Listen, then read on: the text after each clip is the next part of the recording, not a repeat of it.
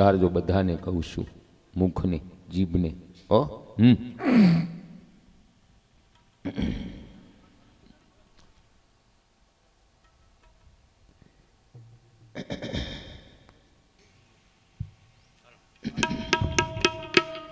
સુંદર મજાની માળા કરો, એવી માળા કરો કે આ કાળા ગામની જેટલી દિવાલો છે ને એ રામ રામ એક બોલવા મળે. હો, અને કાળિયા દાદા વાદરા દૂર છે, એમાં કાંઈ ઘટે નહીં. હો, એની સન્મુખ ઉભા રહ્યો ને બાપુ, બધાને કહું છું કે હનુમાનજીની તમને સવારે દર્શન કર્યા હોય ને એટલે આખો દિવસ તમારે ઉર્જા ઘટે નહીં, એવા દાદા છે. બધાને મારી વિનંતી, સવારે જાગો એટલે પહેલા સ્નાન કરી અને કાળિયા દાદાના દર્શન કરવા બધાને કહું છું. હો, એકેય દી એવો ન જાવો જોઈએ કે દર્શન વગરનો હોય. તેથી દર્શન વગરનો તમારો દી છે ને તેથી માનવાનું કે મારો દિવસ વાંજ્યો છે. સુંદર મજાની માળા બધાય કરો. બોલો હનુમાનજી મહારાજ. રામ રામ એક, રામ રામ બે, રામ રામ ત્રણ, રામ રામ ચાર, રામ રામ પાંચ, રામ રામ છ, રામ રામ સાત, રામ રામ આઠ, રામ રામ નવ, રામ રામ 10, રામ રામ 11, રામ રામ 12, રામ રામ 13, રામ રામ 14, રામ રામ 15, રામ રામ 16, રામ રામ 17, રામ રામ 18, રામ રામ 19, રામ રામ 20, રામ રામ 21, રામ રામ 22, રામ રામ 23, રામ રામ 24, રામ રામ 25, રામ રામ 26, રામ રામ 27, રામ રામ 28, રામ રામ 29, રામ રામ 30, રામ રામ 31, રામ રામ 32, રામ રામ 33, રામ રામ 34, રામ રામ 35, રામ રામ 36, રામ રામ 37, રામ રામ 38, રામ રામ 39, રામ રામ 40, રામ રામ 41, રામ રામ 42, રામ રામ 43, રામ રામ 44, રામ રામ 45, રામ રામ 46, રામ રામ 47, રામ રામ 48, રામ રામ 49, રામ રામ 50, રામ રામ 1, રામ રામ 2, રામ રામ 3, રામ રામ 4. બોલો હનુમાનજી મહારાજની જય.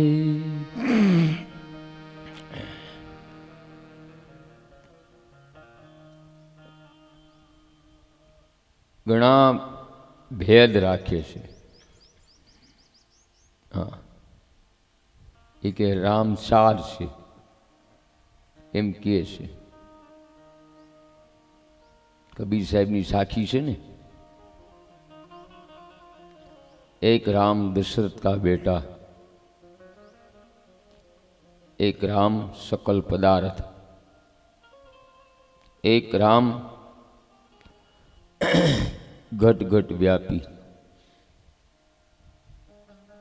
આમ એમ કહે છે કે જે રામજી મંદિરમાં મૂર્તિ હોય ને એ બીજા રામ છે, ઘટ ઘટમાં વસે એ બીજા રામ છે એમ કહે છે. પણ કબીર સાહેબે એક જ વાપરો છે. હું કીધું છે એક રામ દશરથ કા બેટા. ન્યાય એમને જ કીધું 2 રામ ઘટ ઘટ વ્યાપી, 3 રામ સકલ પદાર્થ એમ નથી કીધું, એણે એક જ વાપર્યો. એટલે આ દશરથના જે રામ છે ને એ જ બધી બાજુ કામ કરે છે. હો, આ ભેદ કાઢી નાખજો હોય તો. સંતોની સાખી સમજ્યા નથી ઘણા, પછી ગોથા મારે છે. અને બધાને કહી દઉં કે આપણે એકડિયામાં ભણી બેસીને પહેલા ધોરણમાં અને પછી એન્જિનિયર થઈ જાય ગમે પદ ઉપર પહોંચી તો કાંઈ એકડાને આપણે છોડવાનો નથી. તમને બધાને કહું, હો, એકડાને છોડવાનું નથી. અને કદાચ એન્જિનિયર થાવ ને તો એ તમારે એકડો તો ગમે અહીંયા લખવો જ પડશે. એટલે મારો કહેવાનો ભાવ અર્થ એ છે કે ઘણા લોકો ભક્તિમાં આગળ વધી જાય છે, પછી એકડિયા પહેલા ધોરણને ભૂલી જાય છે, મંદિરે જાતા બંધ થઈ જાય. એ કે અમે ધ્યાન કરી છીએ, અમે જ્ઞાનમાં છીએ, સત્સંગ કરી છીએ, એટલે હવે અમારે મંદિરે જવાની જરૂર નથી. આવું કોણ સમજે છે? જે બહુ અતિ જ્ઞાની થઈ જાય છે, ઉચ્ચ પદ ઉપર પહોંચી જાય છે. એ કે અમારે હવે કાંઈ પૂજાની કાંઈ જરૂર નથી, અમે ધ્યાન કરીશું, એમાં બધું આવી ગયું. આ એનું અભિમાન છે. હો, અભિમાન છે. એટલે મંદિરે જવાનું છોડવું નહીં. મંદિર પેલું પગથિયું છે. હો, પેલા પગથિયાને કોઈ દી ભૂલવું નહીં. બધાને કહું છું, કમસે કમ પૂજા વખતે, આરતી વખતે 500 માણા ગામમાં રહેતા હોય તો 400 માણા તો આરતી વખતે ભેગા થાવ, એ મારી પ્રાર્થના બધાને. પણ કરુણા એવી થઈ છે, આરતી વખતે કોઈ ન હોય. આમ મંદિરે બેઠા હોય, આરતીનો સમય થાય કે હાલો હવે મારે વાળવાનો સમય થઈ ગયો, લે. આ મોટી ભૂલ છે આપણી.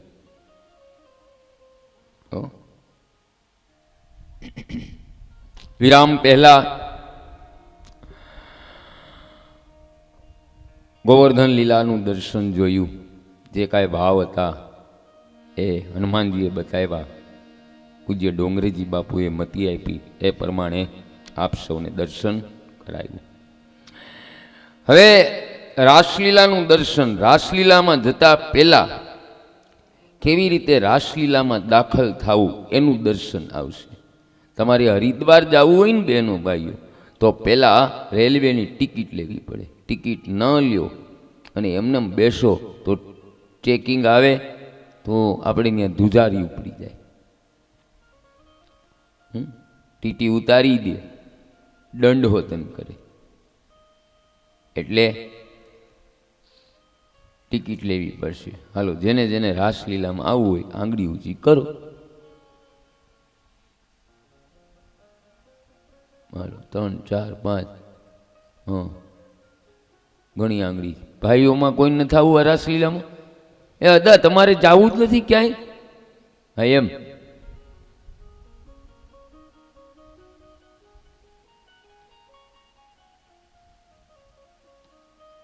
આપણે તો પેલા આંગળી ઊંચી કરવી જોઈએ. એટલે આપણી વાહે સમાજ ઊભો છે, સાધુ બ્રાહ્મણની આગળ. આપણે જ્યાં જાવું ન્યાય આવશે. સમજાણું? હાલો, બધા એને રાસલીલામાં લઈ જવાની. એને પહેલા કેવી રીતે રાસલીલામાં પ્રવેશ કરવો એનું દર્શન બતાવું છું બધાને. હો, એના નિયમ કેવા છે એ. હવે એકવાર નંદબાબા મધ્યરાત્રિના સમયે અજાણતા યમુનામાં સ્નાન કરવા ગયા. ત્યાં જળના દેવ વરુણના સેવકો હાજર. વરુણના સેવકો નંદબાબાને પકડીને વરુણદેવ પાસે લઈને જાય. હાલો, ટિકિટ નંબર 1, જેણે જેણે આ લીધી છે ને ટિકિટ, હવે સાચવી રાખજો. રાત્રે 10:30 થી કે 3:30 ના કાળ સુધી નો સ્નાન કરાય કે નો ભોજન કરાય. યાદ રાખજો, આ સમયનો જે ભંગ કરે એ બીજા જન્મમાં રાક્ષસ થાય. કારણ આ રાક્ષસનો સ્નાન અને ભોજનનો સમય છે.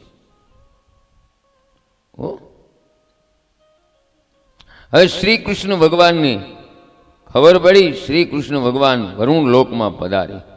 વરુણદેવે શ્રી કૃષ્ણ ભગવાનની પૂજા કરી, નંદબાબાની માફી માગી. મારા સેવકો નંદબાબાને ભૂલથી પકડીને લાવેલા, માફ કરો. પછી શ્રી કૃષ્ણ ભગવાન નંદબાબાને ભૂલોકમાં લઈને આવ્યા. એ ફેંકો છે. આમ બહેનો ભાઈઓ, બ્રહ્મા, ઇન્દ્ર, વરુણ વગેરે બહુ ઓછી થઈ ગઈ દેવોનો શ્રી કૃષ્ણએ પરાભાવ કરાવ્યો. મારા શ્રી કૃષ્ણ બહેનો ભાઈઓ દેવોના પણ દેવ પરમાત્મા છે. ઓ આવો ટિકિટ નંબર 2. ચેકિંગ ઘડીએ ઘડીએ આવે હો ભાઈ, આમ એ કહી દો. હવે વરુણ દેવ મારા અને તમારા જીભના માલિક દેવ છે, અને વરુણના સેવકો એટલે ષડ રસ, જ્યાં જેટલા અન્નના રસો છે ને એ છે. યાદ રાખજો બહેનો ભાઈઓ, જ્યાં સુધી ષડ રસ ઉપર આપણી જીભ ઉપર કાબુ ન મેળવો ને ત્યાં સુધી બહેનો ભાઈઓ રાસમાં પ્રવેશ મળવાનો જ નથી. રાસમાં પ્રવેશ ન મળે. જ્યારે ભક્તિ રૂપી યમુનામાં સ્ત્રી અને પુરુષ સ્નાન કરવા જાય, એટલે કે ભક્તિના માર્ગમાં આગળ વધવા જાય સ્ત્રી પુરુષ, ત્યારે બહેનો ભાઈઓ વરુણના સેવકો ત્યાં વિઘ્ન કરવા આવે. કેવું વિઘ્ન કરે તમારી ભાષામાં સમજાવું. સાસુમાં ઠાકોરજીની માળા કરતા હોય અને સાસુમાં પુત્ર વધુને કહે, બેટા આજ બાલકૃષ્ણને ભોગમાં શીરો ખાવાની ઈચ્છા થઈ છે, બહુ દિવસ થયા છે શીરો બનાવ્યો નથી, મને લાલો શીરો બનાવવાનું કહે છે. લાલાને કાંઈ ઈચ્છા થઈ નથી, પણ સાસુમાની ખાવાની ઈચ્છા થઈ એટલે લાલાનું નામ આગળ ધરે છે. સાસુમાની દાનત બગાડી છે. કોણે? વરુણના સેવકોએ. હો, વરુણના સેવકોએ. માટે આવી રીતે વરુણના સેવકો વિઘ્ન કરવા આવે. યાદ રાખજો બહેનો ભાઈઓ, આપણો કોઈ મનુષ્યનો નિયમ ના હતો. આડેધડ બધાનું જીવન હતું પહેલા. પછી ઋષિઓએ બળદદેવને મહાદેવ પાસે નિયમ જાણવા માટે મોકલ્યા કે મનુષ્યના નિયમ જાણી લાવો. મહાદેવે બળદદેવને કહ્યું કે મનુષ્યને 3 વખત સ્નાન કરવું, 1 વખત ભોજન કરવું. બળદદેવ આવી અને ઋષિને કહ્યું કે મનુષ્યને 3 વખત ભોજન કરવું, 1 વખત સ્નાન કરવું. બળદદેવ ભૂલી ગયા અને બળદદેવે એની ભૂલ આખી જિંદગી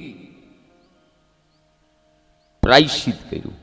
આખી જિંદગી પોતાના ખંભા ઉપર આપણા બધાનો ભાર ખેતીનો ઉપાડ્યો. અને બળદદેવનું બહેનો ભાઈઓ પ્રાયશ્ચિત ધીરે ધીરે ઓછું થયું, અને મારા પરમાત્મા શિવજીએ આ ધરતી ઉપર એવો વૈજ્ઞાનિક પેદા કર્યો, એને ટ્રેક્ટરની શોધ કરી, અને બળદદેવ ઉપરથી ખેતીનો ભાર હળવો થયો એટલે બળદદેવ નવરો થયો એટલે બળદદેવ જ્યાં ત્યાં ભટકવા માંડ્યો. કારણ કે સ્વાર્થ હતો ને, બળદશાળા ખુલી ગઈ. બળદદેવે એની ભૂલ સુધારી લીધી અને મનુષ્યએ ભૂલ વધારી. 3 વખતની બદલે ઘણા તો બહેનો ભાઈઓ 8 વખત ઉપાડે છે. મારા જેવા હોય 8 વખત. અહીંયા થાય છે રોજ પ્રોગ્રામ. એક દી ભેળના, જલેબી, ગાંઠિયા, લચ્છી નથી થતી? કાલ પૌવા બટેટા. રાક્ષસી ભોજન છે. કરો મારા વાલા. મને રોજ કે હાલો ને બાપુ, તમે હાલો ને બાપુ.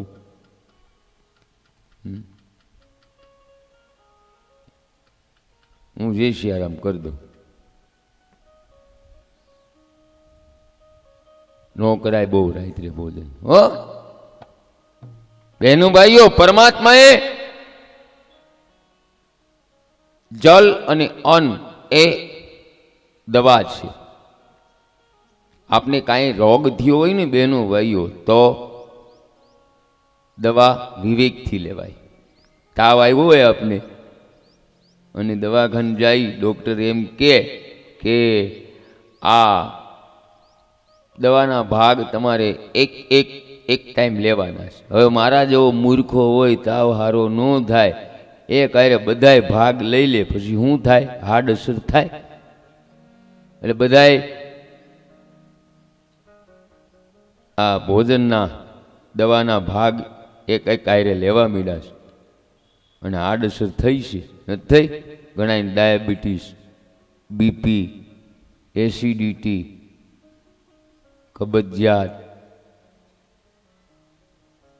શરીર કોઈના ભૂલાઈ ગયા છે. આ બધી આડઅસર છે. નથી?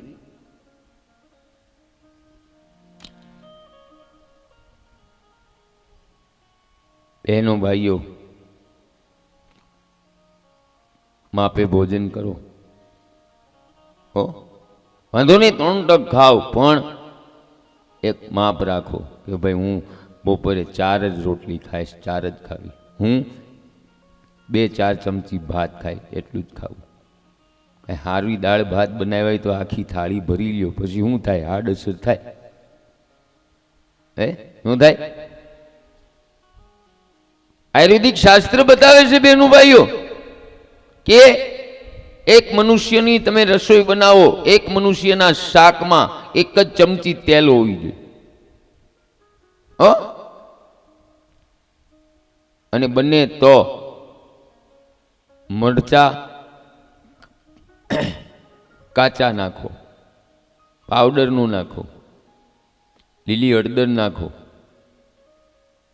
અને રસોઈ ઘરમાં ઝેર હોય તો 2 વિશેષ છે, એક મીઠું અને બીજું ખાંડ.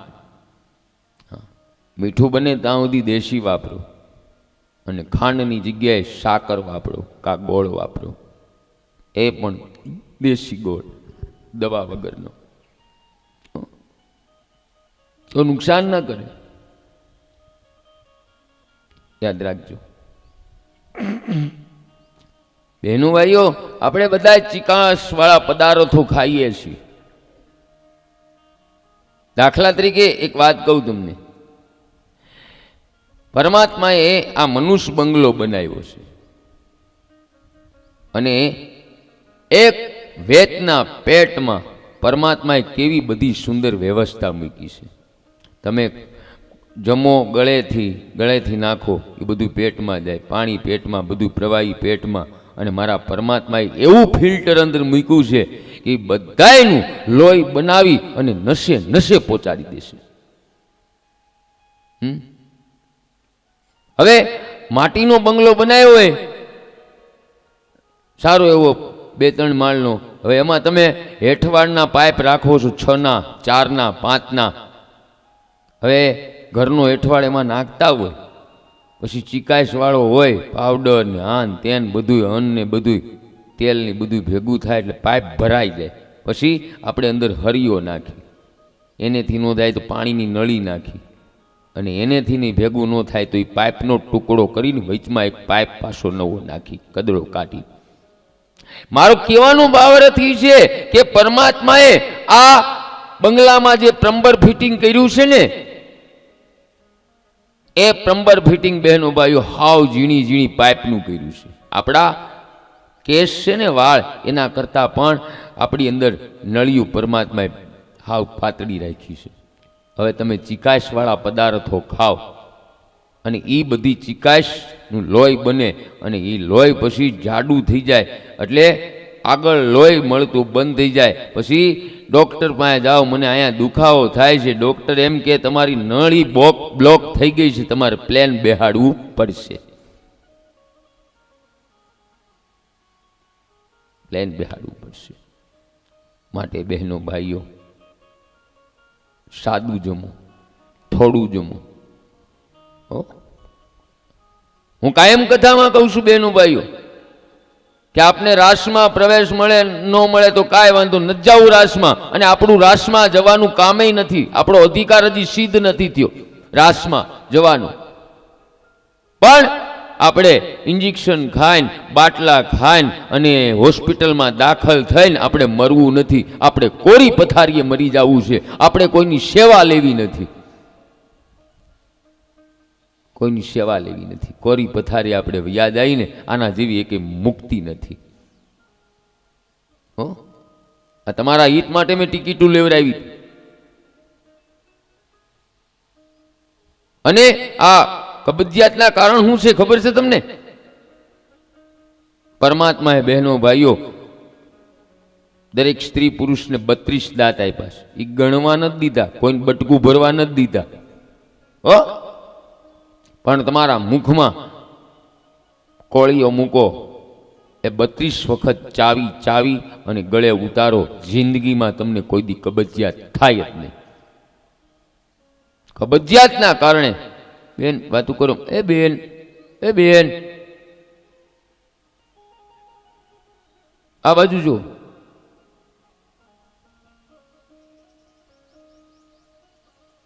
કબજિયાત થાય નહીં. આ ડોક્ટરો તમને નહીં માર્ગદર્શન બતાવે, તમને બધાને કહી દઉં છું. હો, કારણ કે એ બતાવે તો એની દુકાન બંધ થાય ને. એટલે ચાવી ચાવીને જમો અને સાદું જમો. હા, બધાને કહી દઉં છું. આ ભાવ છે રાસમાં જતા પહેલાનો. પરમાત્માએ કેવો સુંદર બંગલો બનાવ્યો છે. આ બંગલાને વેડફી નાખતા નહીં. સુંદર પદ છે આ બંગલાનું.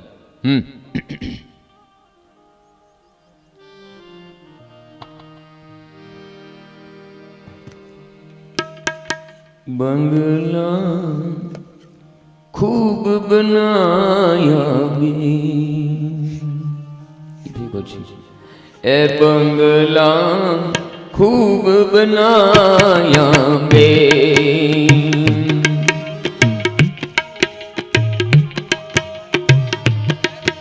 એ અંદર નારાયણ બોલે,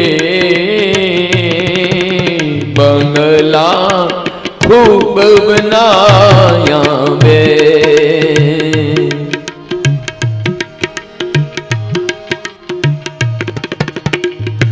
पांचो तत्व की बीत बनाई, तीन गुण का गारा, तीन गुण का गारा, ओम सोम का ध्यान चलाई, ओम सोम का ध्यान चलाई, चेतन कर जे हारा, बंगला खूब बनाया बे,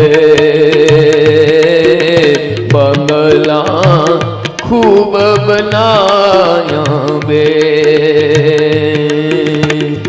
ए अंदर नारायण बोले, बंगला खूब बनाया बे,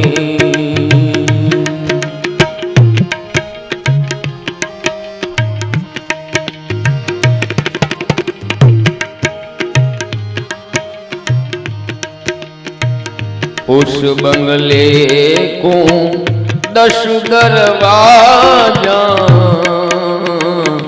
25 पवन का खंबा, बीच में पवन का खंबा, आवत जावत कोई न देखे, आश्वास हाले से कोई જોઈ શકે છે? आवत जावत कोई न देखे, यही बड़ा अचंबा, बंगला आ बंगला खूब बनाया बे, अंदर नारायण बोले, बंगला खूब बनाया बे,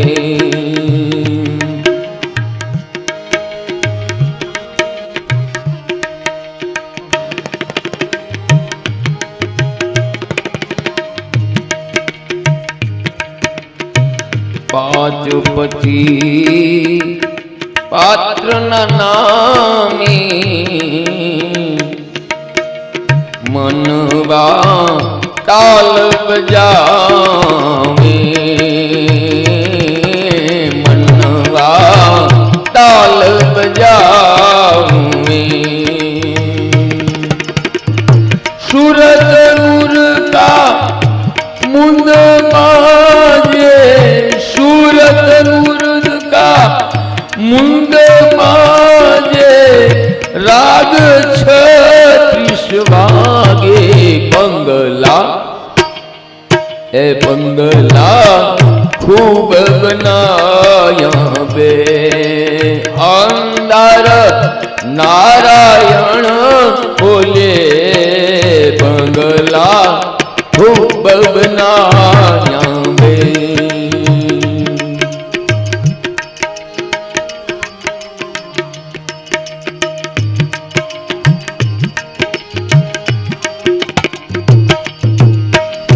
अपरम भया हे भाई सदगुरु भेद बता अपरम भया हे भाई सदगुरु भेद बताया कहो तो कबीरा सुनो वैशादो कहत कबीरा सुनो वैशादो जीने पाया उन छुपाया बंगला ए बंगला खूब बनाया वे बंगला खूब बनाया वे બંગલા ખૂબ બનાયા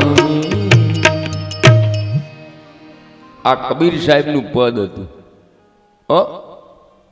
કબીર સાહેબે શું કીધું કહત કબીરા સુનો ભાઈ સાધો એમ કીધું શું એમ નથી કીધું સુનો ભાઈ સાધુ એકેય પદમાં એણે એમ નથી કીધું સુનો ભાઈ સાધુ શું સાધુ મૂર્ખાઈશ એ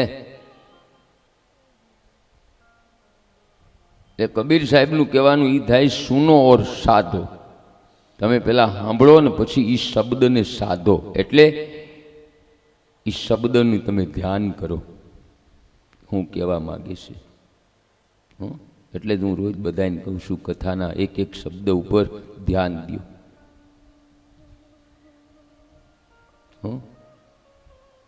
અને આ કથામાં બહેનો ભાઈઓ અભણ માણા હોય ને એને સમજાય હા હા આમ અંગૂઠા સાપ હોય ને એને સમજાય અમુક એવા શ્રોતાઓ છે કે કોઈ દી કથામાં જતા જ નથી એમાંથી એક પોપટ બાપા એ કે જાવ ખરા બાપુ પણ એ કે એમ 2-5 મિનિટ ખાલી વ્યવહાર મોઢું બતાવીને આવતો રહો પણ એ કે ગરબર ગોતો જ હોય કે કરવું હું મારે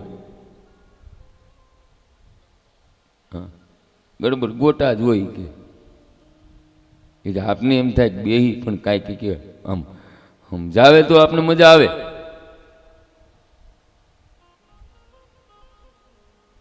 આમાં કોઈની પ્રસન્નતા નથી પણ જે શ્રોતા કહે છે ને એ વાત હું તમને કહું છું મને હનુમાનજીએ હાવ સરળ ભાષામાં કથા બતાવી છે હું તમને હાવ એટલે હાવ સરળ ભાષામાં બતાવી દઉં નાના બાળકોની મજા આવે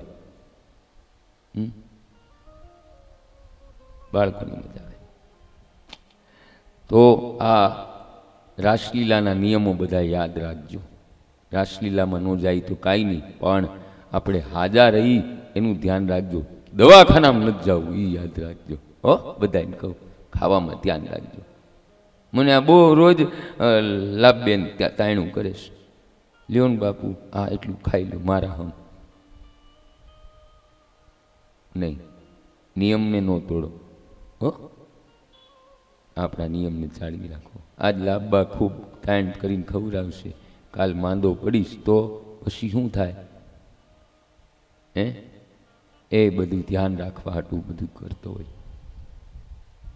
સંયમ નિયમમાં આપણે રહેવાની જરૂર છે, મારું કહેવાની છે.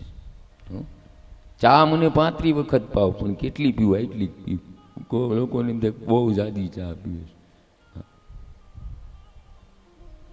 અને જેને ભજન કરવું હોય ને એને ખોરાક ઘટાડવો, બધાને કહું છું, નકર ભજન ન થાય, આળસ થાય બહુ ખાવાથી. પણ ખેડૂને કહું છું, તમે ખોરાક ન ઘટાડતા.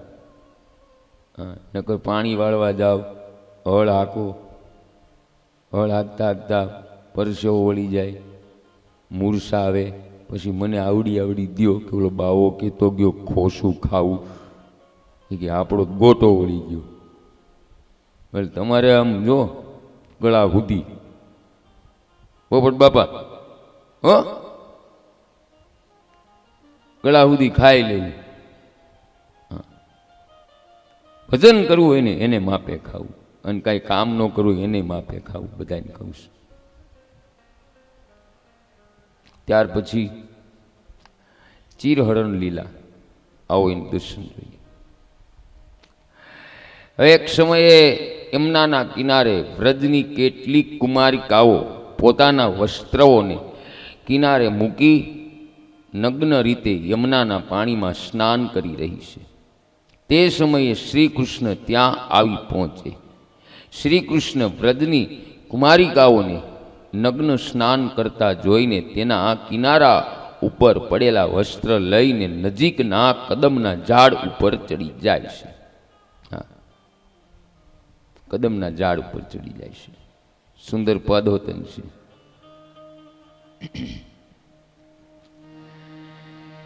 પદ આપણે લેવું નથી, એકાદી કડી લઈ લે. આ છોકરાએ સૂર આપ્યું છે ને. ચડા કદમ જા ચડા કદમ ને જા હેઠા ઉતરો ને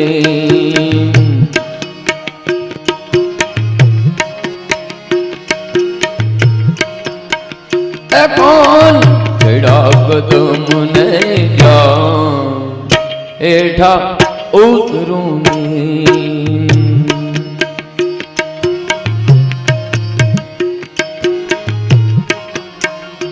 માતા યશોદા પડે એ માતા યશોદા પડે હેઠા ઉતરો ને હે કાન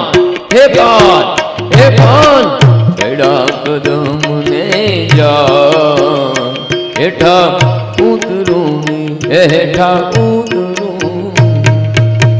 તમારે હાટું લીધું હતું.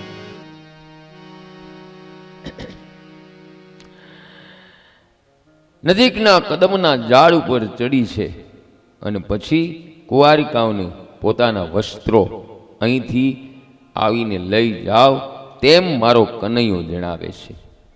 અને કનૈયો કહે છે આ કુંવારિકાઓને કે નદીના પાણીમાં નગ્ન નાહીને તમે જળના દેવનો અપરાધ કરેલ, એટલે તમે 2 હાથ જોડી જળ દેવને નમસ્કાર કર્યા પછી તમારા વસ્ત્રો અહીંથી લઈ જાઓ. પછી માફી માગે છે ને વસ્ત્ર લઈ જાય છે. પણ બીજો ભાવ શું છે મારા હનુમાનજી બતાવે છે બહેનો ભાઈઓ. આધ્યાત્મિક છે, ધ્યાન દઈને સાંભળજો બધા. વસ્ત્ર હરણ એટલે એ કુમારિકાનું એવું કહેવાનું છે કે કનૈયા અમારા વસ્ત્ર હવે બધા હરી લે. અમારે હવે વાઘનું વસ્ત્ર નથી પહેરવું, હાથીનું નથી પહેરવું, કૂતરાનું નથી પહેરવું, મીંદડાનું નથી પહેરવું, મનુષ્યનું વસ્ત્ર નથી પહેરવું. બસ અમને તારા ગોલોક ધામમાં લઈ જા અને અમારા આત્માને મોક્ષ આપી દે. આ એનું ભાવ થાય. તમને હાવ તમારી ભાષામાં સમજાય. એટલે આ બધા મેં પ્રાણીઓ બતાવ્યા ને કે એકેયમાં અમારે 84 લાખ યોનીમાં નથી જવું. બસ હવે તારા ચરણે અમને સદાય માટે રાખ. આ એનો ભાવ થાય. હેમાંગ્રી હોય ને, હેમાંગ્રી વાંચવાની હોય, એ ખબર છે ને, દેહ શુદ્ધિ માટે. હેમાંગ્રી પૂરી થાય એટલે હેમાંગ્રીમાં છેલ્લે બતાવવામાં આવે કે સ્નાન કરી પંચ શુદ્ધિનું સ્નાન કરવાનું, અને પછી નાયા વગર હેમાંગ્રી કરવાની હોય. હેમાંગ્રી થઈ જાય એટલે એમાં લખેલું છે કે હવે આ તમે વસ્ત્ર પહેરતા નહીં, જે જૂના વસ્ત્ર છે ને એ વસ્ત્ર તમે દાનમાં દઈ દેજો. એ અર્થ એનો છે. એટલે એનો અર્થ એ કે આ કપડા વસ્ત્ર દાનમાં નહીં, આ મનુષ્યના જે વસ્ત્ર છે ને એ આપણે દાનમાં દેવાના છે. આ એનો ભાવ થાય છે. કેનો? પરમાત્માની હેમાંગ્રીમાં ભાવ એ છે કે પ્રાયશ્ચિત કરવાનું છે. જે કાંઈ પાપ થયા હોય ને આપણી કીધે, એ દેહ શુદ્ધિ કરીને પ્રાયશ્ચિત કરવાનું. હે પરમાત્મા, હવે અમે એકેય પાપ કરશું નહીં અને અમારા વસ્ત્ર હવે તને દાનમાં દઈશું. આ એનો ભાવ થાય હેમાંગ્રીનો. મારા હનુમાનજીએ બધાએ મને શાસ્ત્રના ભાવ બતાવ્યા છે. મને આ અલગ અલગ રોજ ભાવ બતાવે હનુમાનજી. ત્યાર પછી બહેનો ભાઈઓ,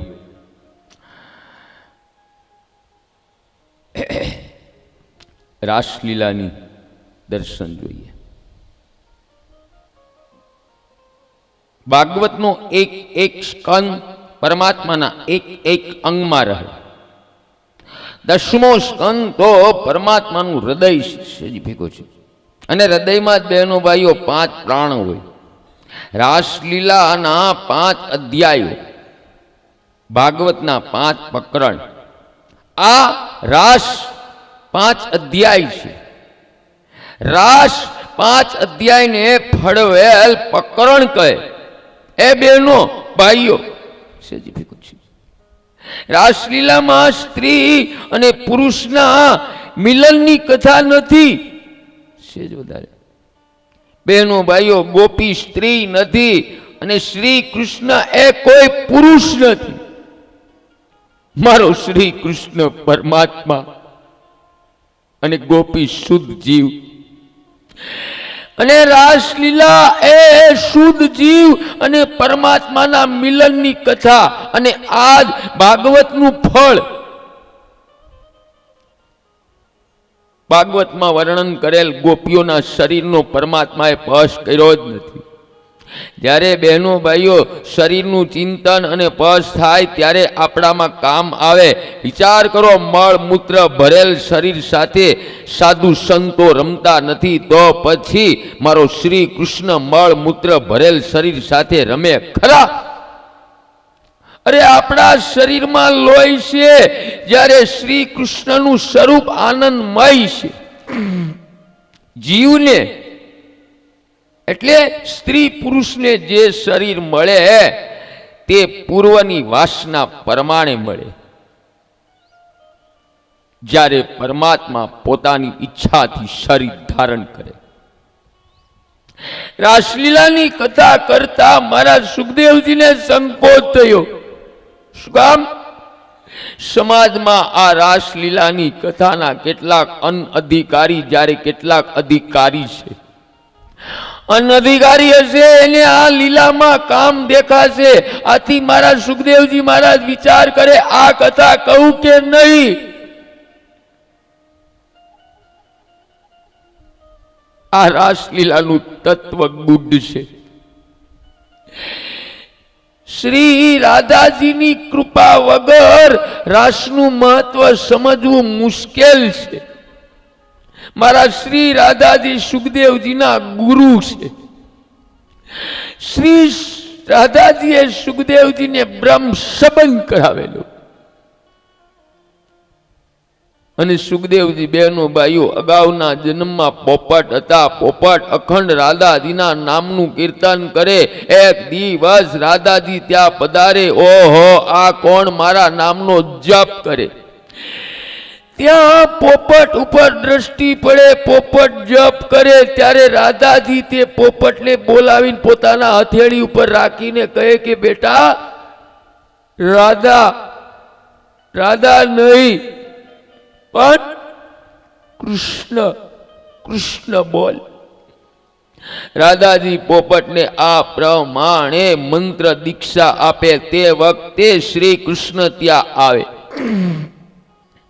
જો રાધાજીની કૃપા થઈ તો શ્રી કૃષ્ણના દર્શન સુલભ બની ગયા, એટલે સરળ બની ગયા. અને રાધાજી કહે શ્રી કૃષ્ણને આ પોપટ મને બહુ ગમે. આમ કરી રાધાજી શ્રી કૃષ્ણના હાથમાં પોપટ આપે. બહેનો ભાઈઓ, વ્રજના અધીશ્વરી શ્રી રાધાજી છે. શ્રી રાધાજી આદ્ય શક્તિ છે, સંયોજિકા શક્તિ શ્રી રાધાજી છે. જગતના વિખૂટા પડેલા જીવોને શ્રી કૃષ્ણ સાથે મિલન કરાવનારી શક્તિ શ્રી રાધાજી છે. અને જેટલી દેવીઓ પ્રગટ થઈ છે એ જગદંબા રાધામાંથી પ્રગટ થઈ છે. રાધા પરાશક્તિ છે. તેથી તો વૃંદાવનમાં મહાત્માઓ રાધે રાધેનો જપ કરે. હું પણ આ મહાત્માઓના માર્ગદર્શન પ્રમાણે રોજ રાધે રાધેનો જપ કરું અને કરાવું. મનમાં ભાવ કરું કે જે ગામમાં કથા છે હે રાધે મહારાણી, એ ગામમાં પિતૃને તારજે, એ ગામમાં પ્રેમ અને એકતા આપજે, વિખવાટનો નાશ કરજે, લોકોને ધર્મના માર્ગે વાળજે. આવી ભાવના કરતો હોય. અમુક ભાવ પણ રજૂ કરું કે ઈર્ષા છોડાવો, નિંદા છોડાવો, કામ છોડાવો, સમજણ આપો, ધીરજ આપો. પેલા હું મારું કહું, એ રાધા મને આપ આ બધું, મારામાં બધું હશે તો કોકને જ્ઞાન દઈ શકીશ. મારામાં અવગુણ હોય તો હું બીજાને કાંઈ ન કહી શકું. હે રાધે મને સત્ય દે. એટલે મેં મારી ભૂલ, મારું પાપ હવારમાં સ્વીકાર્યું કે ભાઈ મારાથી આ ભૂલ થઈ. એક કિસમિસનો દૂનો મેં કીધું કે મારા હાટું રાખજો. સત્ય ચૂકવું ને યાદ રાખજો. અસત્ય મારા રાધાને નથી ગમતું.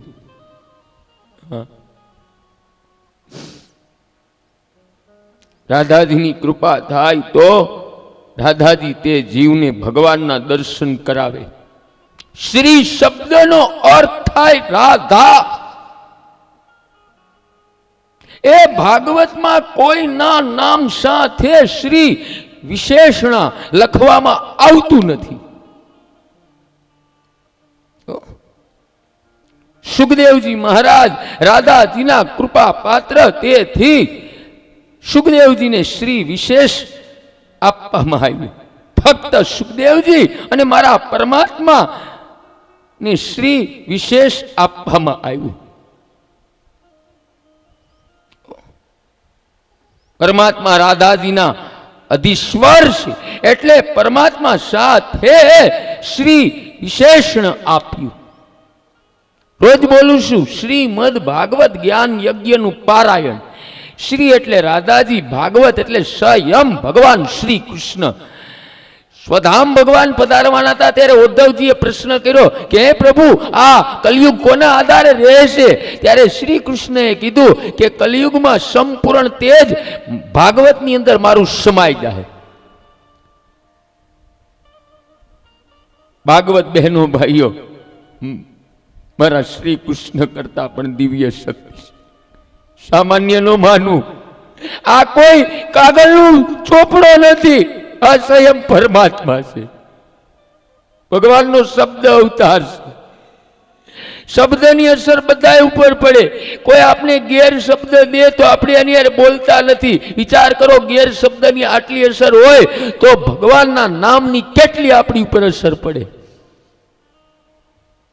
પણ ગેર શબ્દ ઉપર આપને મમતા છે, ભગવાનના નામ ઉપર મમતા નથી.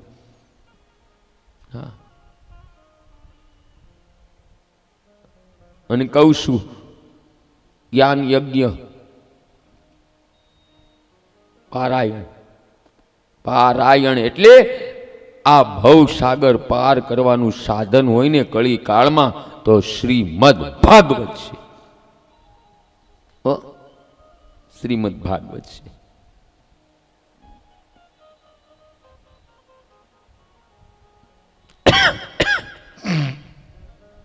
રાસલીલા એ આપણા અંતરની લીલા છે.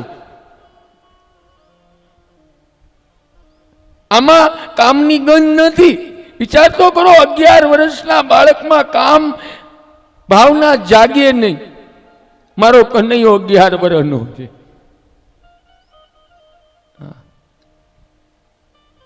અને બહેનો, કેટલીક ગોપીઓને પરમાત્મા સાથે એક ન થવું. કારણ એક થાય તો ઈશ્વરના સ્વાદનો અનુભવ કરી ન શકે. જીવ પરમાત્મા સાથે એક થાય તો પરમાત્માના સ્વરૂપનો આપણે અનુભવ ન કરી શકીએ.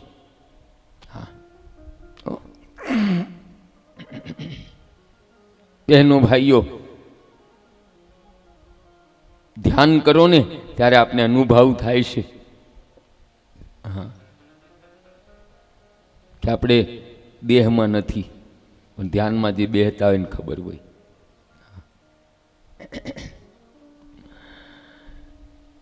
બહેનો ભાઈઓ, ગોવર્ધન લીલામાં શ્રી કૃષ્ણ ભગવાનના દર્શન થયા ત્યારથી ગોપીઓમાં પ્રેમનું બીજ રોપણ થયું.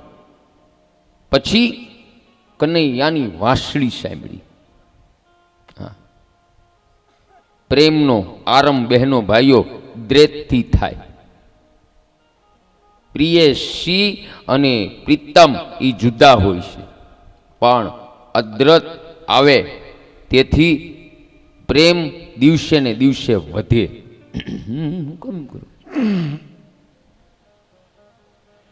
પ્રેમ દિવસે ને દિવસે વધે ત્યારે પ્રીતમ સાથે એક થવાની ઈચ્છા થાય. હું મટી અને તું થવું એ પ્રેમ ગોપી વ્યાકુળ થાય એટલે કનૈયો ત્યાં ઘરમાં પ્રગટ થાય. યાદ રાખજો બહેનો ભાઈઓ, આપણે અતિ આતુર થયા થાય ને ત્યારે જ ઈશ્વર આપને મળે. ગોપીનો પ્રેમ ધીરે ધીરે વધે.